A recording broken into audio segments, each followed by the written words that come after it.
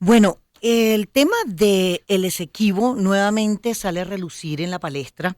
Hay una discusión muy interesante que se está dando. Nuevamente aparece como que el nacionalismo de los venezolanos frente a algo tan sensible como es hablar de Guyana. Recientemente la Asamblea Nacional rechazó que el gobierno de Guyana cuestionara la propuesta que se hizo allí de realizar en el país un referéndum consultivo de defensa del Esequibo. Bueno, imagínense ustedes, esto es un territorio que está disputado o está siendo disputado entre Venezuela y Guyana desde hace más de 180 años. Y hemos escuchado pues muchas veces sentarse en la mesa de negociaciones, pero sin ningún acuerdo realmente que sea satisfactorio, por ejemplo, para nuestro país. En este momento está como que agarrando una avanzada el gobierno de Guyana y bueno, hay que analizarlo y hay que ver qué es lo que está pasando. Para mí es un honor, un placer conversar con el profesor Rafael Punceles, politólogo, mención internacional de la UCB, profesor de historia. Qué interesante, profesor, que podamos conversar de esto, que teníamos tanto tiempo que no nos veíamos. Es correcto, que ¿verdad? tenemos muchos años conociéndonos Es correcto, y, bueno, así y es, Alba, un compartiendo placer, ideas, de ¿no? verdad, sí, así es, un verdadero placer estar aquí contigo. Gracias, profesor. Que Igualmente. además sé que está supliendo a Pedro, que Sí. también uno lo conoce hace mucho tiempo. Bueno, imagínese, eso es un profesor también. Es correcto, Sí, es señor. correcto, sí. Un maestro. Bueno, este es un temazo, ¿no? Este es un tema que obviamente tiene que ser y debe ser muy sensible para todos los venezolanos, y aprovecho de decir, para todos los venezolanos no importa el signo político que tengamos.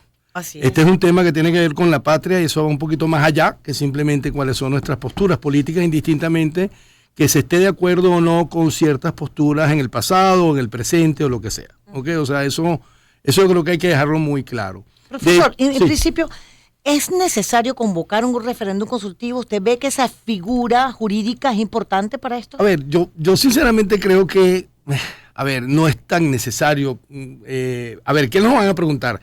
¿Estamos de acuerdo de tratar de recuperar el territorio? Claro. Por supuesto que sí. O sea, yo creo que sería muy raro que alguien contestara que no.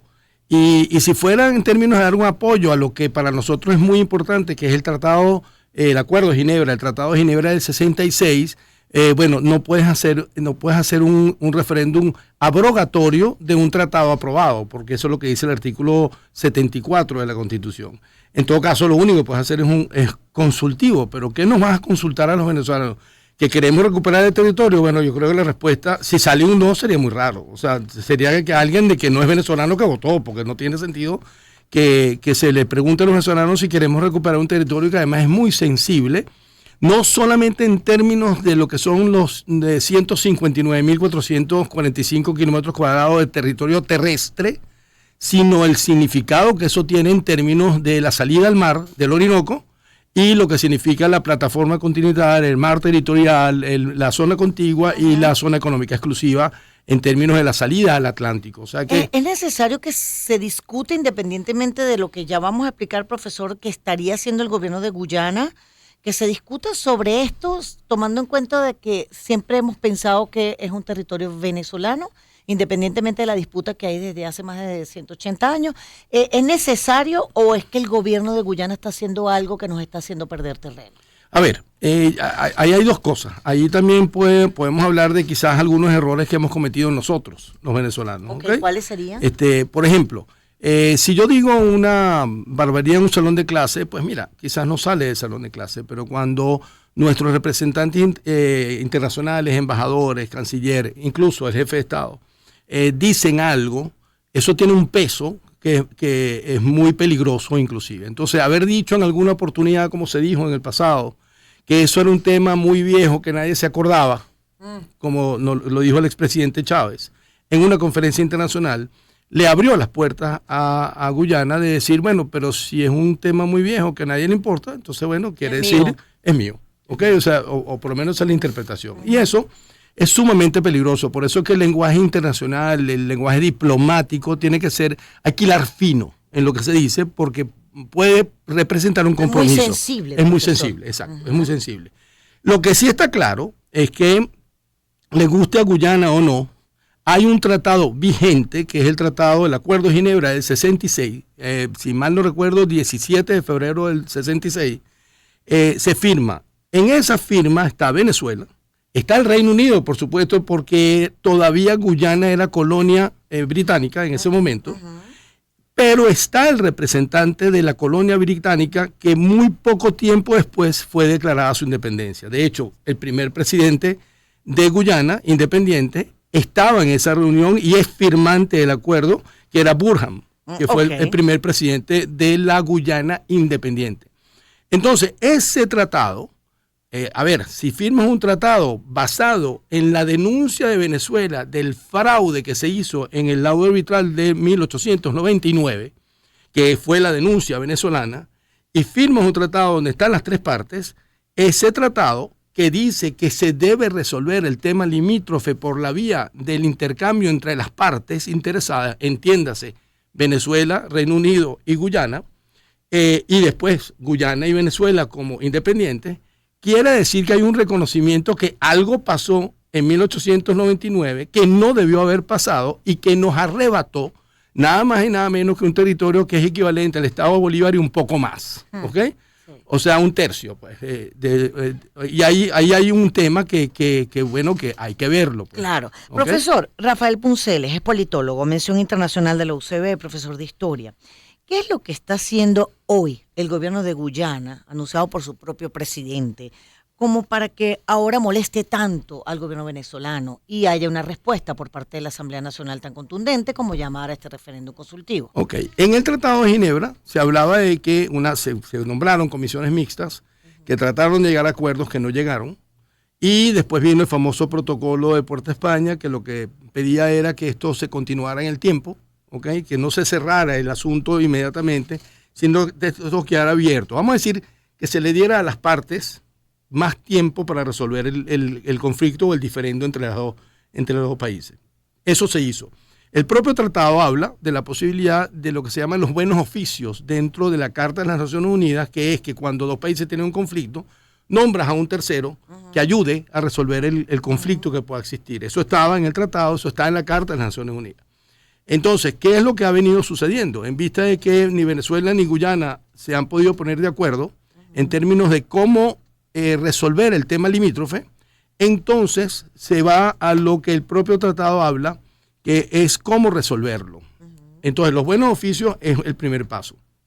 Luego se llegó a un acuerdo de nombrar a un representante, en algún momento fue equivalente a un embajador que tiene la potestad de tratar que las partes se pongan de acuerdo, pero el tratado también prevé tres formas de resolución. Una de las formas de resolución es el acuerdo entre las partes, y la otra forma de resolución es que alguien tome una decisión, o sea, vamos a decir, Consejo de Seguridad de Naciones Unidas, una comisión especial X, o la Corte Internacional de Justicia. Guyana opta por llevar el tema a la Corte Internacional de Justicia. ¿Okay? Pero eso le permite a Guyana, por ejemplo, si no se ha resuelto el tratado limítrofe, que Guyana, que es lo que está haciendo ahorita justamente, que es lo que más aterra, abrir una licitación para la explotación petrolera en bloques marítimos. Uno de ellos pues incluye una fachada atlántica que Venezuela pelea. ¿Eso le permite a esa nación hacer eso? De hecho, el tratado tiene un artículo, creo que es el 7º o el 6º del tratado. Tiene una cosa interesante que te plantea que nada que haga quien tiene posesión del territorio, o sea, no que es su territorio, sino que está en posesión del territorio, ¿ok? Nada que haga en ese territorio afecta los derechos de soberanía sobre ese territorio de los países en disputa. Entiéndase, vamos a traducir eso. Así sí, expliquemos. ¿Okay? Vamos a decir, yo tengo una casa y tengo mi jardín, ¿ok? Pero el vecino dice que ese jardín es mío, ¿ok? O es de él, pues, que no es mío, sino es de él. Muy bien. Todo lo que yo haga en ese jardín, mientras yo tengo un lindero y alguien decide, bien sea entre el acuerdo entre las partes o un tribunal, o un laudo, o lo que sea, todo lo que yo haga en ese jardín no me da a mí razones para decir que tengo la soberanía sobre ese territorio. Entonces, en el tratado, ¿qué es lo que está diciendo? Guyana puede dar concesiones, Guyana puede hacer carreteras, Guyana puede hacer puertos, Guyana puede hacer cosas, pero nada de eso significa que tiene soberanía sobre el territorio hasta tanto no se resuelva el tema.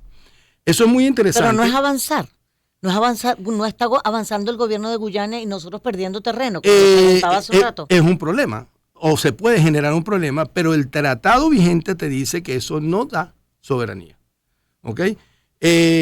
Claro, como ellos están en posesión de ese territorio, entonces ahí viene el tema de lo que puede generar hacia futuro, pero no le da derechos soberanos sobre ese territorio, ni el terrestre, ni el marino. De hecho, en el pasado hubo incidentes en el mar donde fragatas venezolanas pues detuvieron a barcos extranjeros que estaban haciendo exploración submarina en lo que se llama la plataforma del Tana, porque hay que entender que eso es parte de la prolongación del delta del Orinoco hacia el mar, ¿ok? Entonces, los detuvieron y los llevaron a Margarita, ¿ok? Sí, o sea, sí. Digamos, al revés, ahí pareciera que quien ha ejercido un acto soberano es el ejército o la Marina venezolana cuando detiene un barco y lo lleva, claro, puesto que está en aguas en disputa, sí, puesto que no están delimitadas, según el tratado del 66. Profesor, conversamos con el profesor Rafael Punceles, politólogo, mención internacional de la UCB, historiador además. Hay algo también interesante y es que la Asamblea acusa a los Estados Unidos, usted nombró hace un ratico, al Reino Unido, y acusa a la OEA, la Organización de Estados Americanos, de legitimar acciones manipuladas jurídicamente, lo estoy leyendo textualmente, con las que se van a robar el territorio Esequibo y los recursos petroleros. ¿Me puede explicar la posición de los Estados Unidos, la del Reino Unido y la de la OEA? Porque usted hace un ratito mencionaba también Naciones Unidas. Claro. Sin embargo, la Asamblea no la involucra. Sí, porque las partes no han dicho llegar hasta que lo resuelvan las Naciones Unidas. Eso lo tendrían que decir las partes. Ok, excelente. Sí. Ahora, a ver. Acusar a los Estados Unidos que tiene un particular interés en que nos arrebaten ese territorio, no me parece lo más sano y además no es históricamente correcto.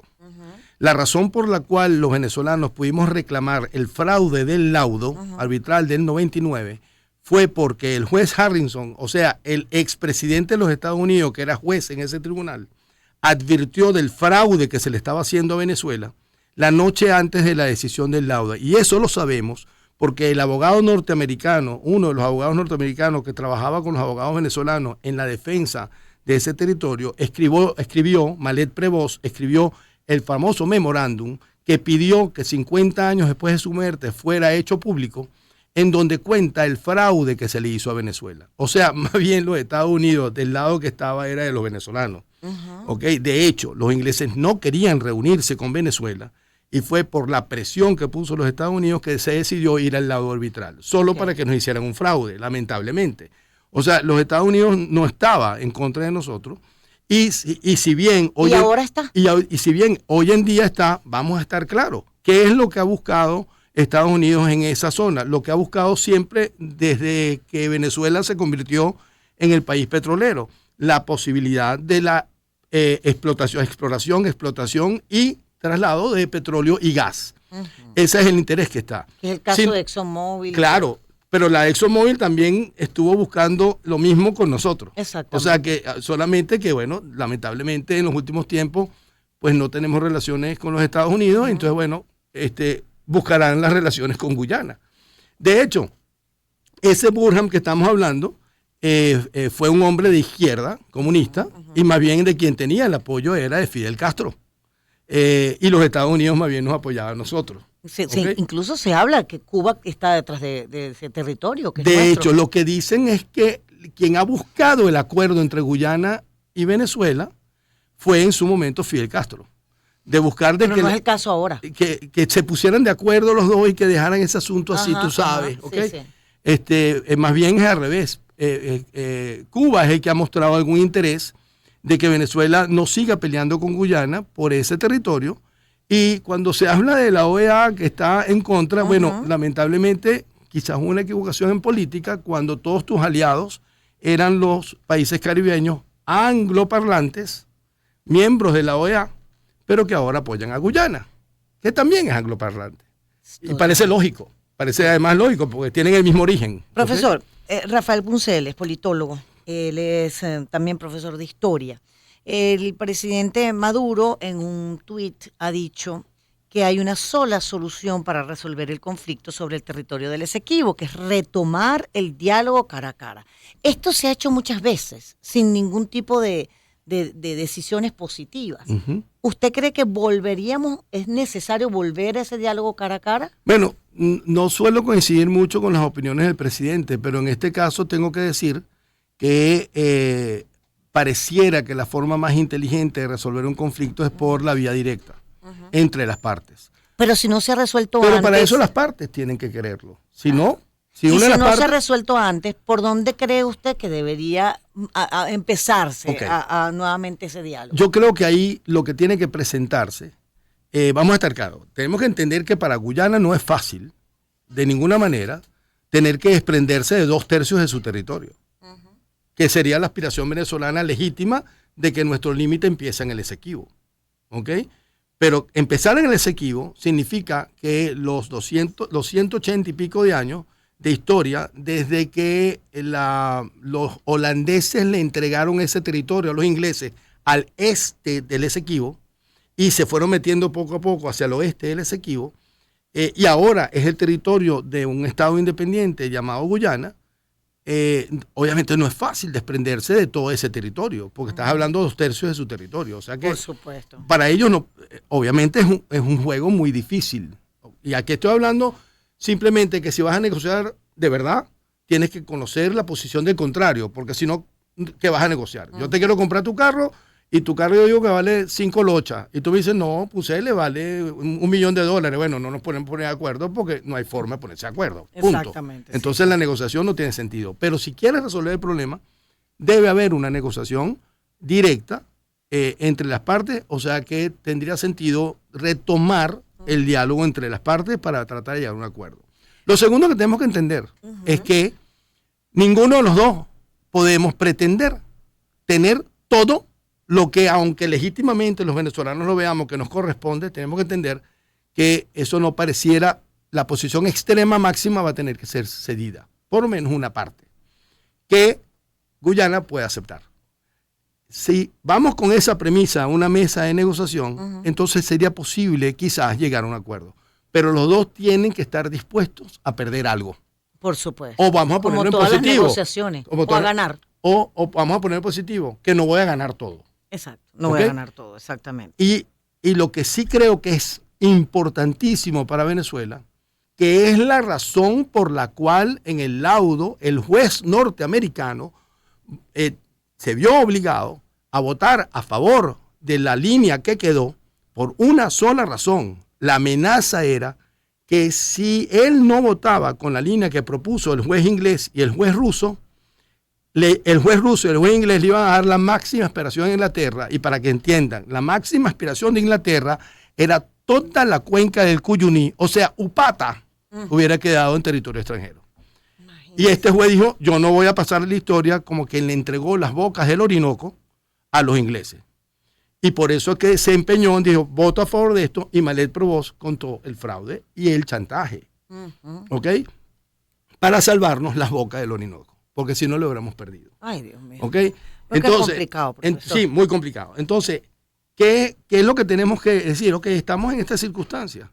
Tenemos que buscar un acuerdo que sea viable para las dos partes, y yo creo sinceramente que lo más importante para Venezuela está en el mar, más que en el territorio terrestre. Entonces, por lo que significa en términos de la plataforma continental y lo que hay en el subsuelo marino, en términos de gas y petróleo.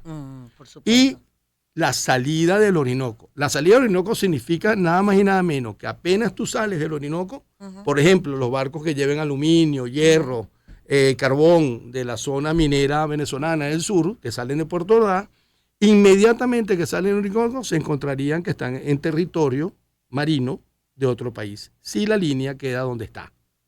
¿Ok? Entonces, a nosotros nos interesa que esa línea hay que correrla. Y para correrla tiene que haber algún tipo de beneficio territorial que genere un cambio en términos de lo que significa los límites marinos.